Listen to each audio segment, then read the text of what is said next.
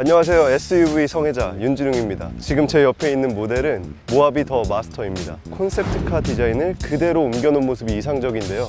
다만 콘셉트카에서 보여줬던 이 그릴에 있는 그 LED는 여기 이렇게 3개만 적용되는 사실을 볼 수 있습니다. 하지만 전체가 적용되지 않더라도 그 콘셉트카의 느낌은 그대로 있다는 걸 보실 수 있고요. 헤드램프를 보시면 그 콘셉트카는 이렇게 길게 뻗어진 모양이었지만 이번에 양산 모델에서는 정사각형의 모습을 볼 수 있어요. 이 데일라이트 중에 아래에 놓여있는 이 3개가 방향지시등 역할을 하게 됩니다. 모하비 옆모습을 보시면 엄청나게 큰 모습을 볼 수 있어요. 하지만 팰리세이드와 한번 비교해보면 조금은 팰리세이드보다 작습니다.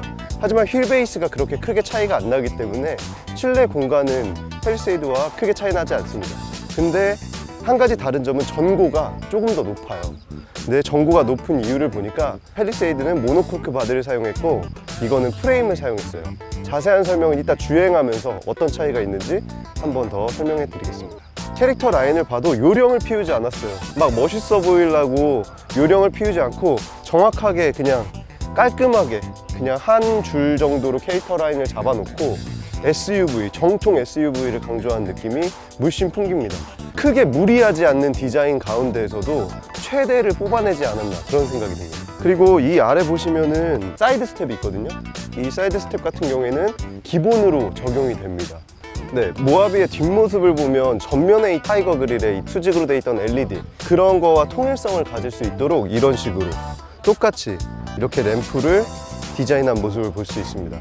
그리고 가운데 모하비라고 크게 적어서 요거는 조금 호불호가 갈릴 수 있다는 생각이 드네요. 그리고 아래를 보시면 4개의 머플러가 보이는데요. 사실 이 4개의 머플러는 진짜 머플러가 아니고 디자인을 위한 가짜 페이크 머플러입니다. 배기구는 그럼 어디 있느냐? 오른쪽 하단에 나와 있는 모습을 볼 수 있습니다. 지금 이렇게 3열을 다 펴봤거든요. 그럼 트렁크 공간은 3열을 다 폈을 때 그냥 이 트렁크만 활용하기에는 SUV로서 트렁크의 활용은 버겁다. 그래서 이제 트렁크를 활용하기 위해서 3열을 접어야 할 텐데 좌석을 눕힐 수 있는 버튼은 따로 없고요. 그래서 여기 있는 이 레버를 잡아 당기시고 앞으로 밀어주시면 이렇게 접힙니다. 이 정도는 활용하셔야 SUV로서 활용하실 수 있을 것 같아요. 제가 아래 공간에는 공구 정도 적재할 수 있겠습니다. 그래서 2열, 3열 모두 폴딩을 한번 해봤는데요. 요즘에 차박하시는 분들이 많고 해서 그런 부분이 고려가 됐을 줄 알았는데 2열에 조금 경사가 있는 모습이 보여요. 그래서 차박을 하기에는 조금 불편할 수 있겠다. 모하비 더 마스터를 실제로 주행을 해보고 있는데 비가 세차게 내리고 있습니다.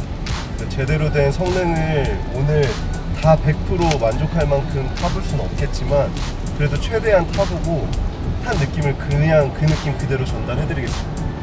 이 계기판을 먼저 보시면 아날로그를 빙자한 전자식이 다 들어가 있습니다. 하이그로시를 엄청 많이 썼어요. 차 안에 거의 하이그로시 재질로 도배를 해놓은 듯한 모습이거든요.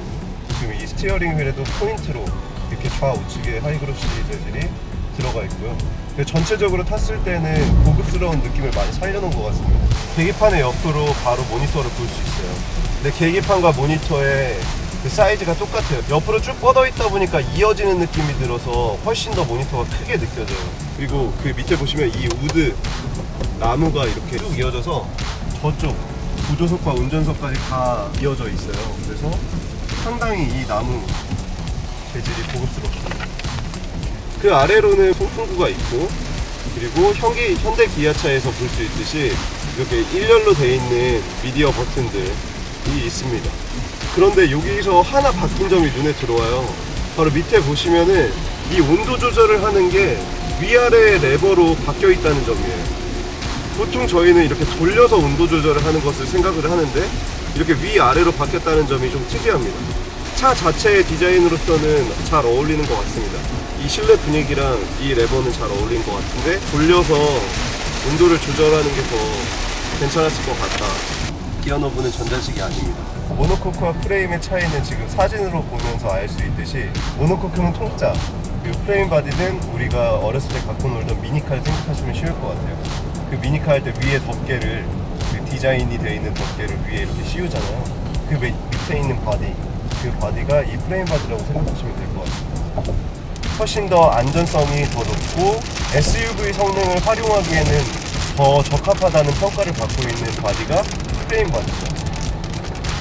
다만 이제 무게가 0.3톤 정도 더 무겁다 보니까 엔진을 2.2 디젤 엔진을 사용할 수는 없었나 봐요. 그래서 지금 이 엔진 같은 경우에는 V6 3.0 디젤 엔진이 적용이 됐습니다.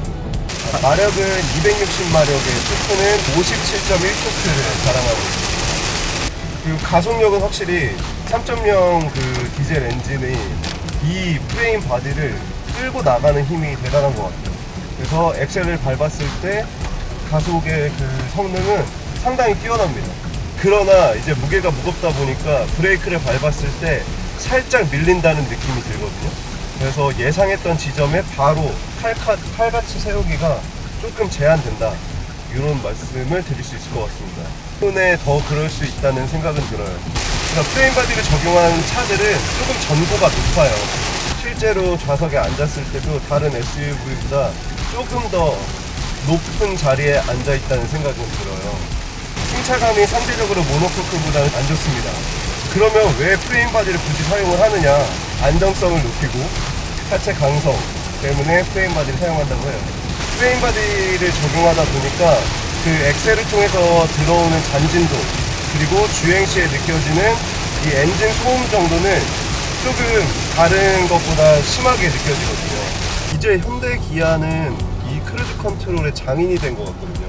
정확하게 그 차선을 따라서 그 중심으로 정확하게 움직이는 모습을 볼 수 있어요. 그래서 정말 안심하고 운전할 수 있겠구나라는 생각이 들어요. 그래서 지금 이렇게 폭우가 세차게 내리는 가운데서도 중앙 유지를 해서 그대로 가는 모습이 보여져요.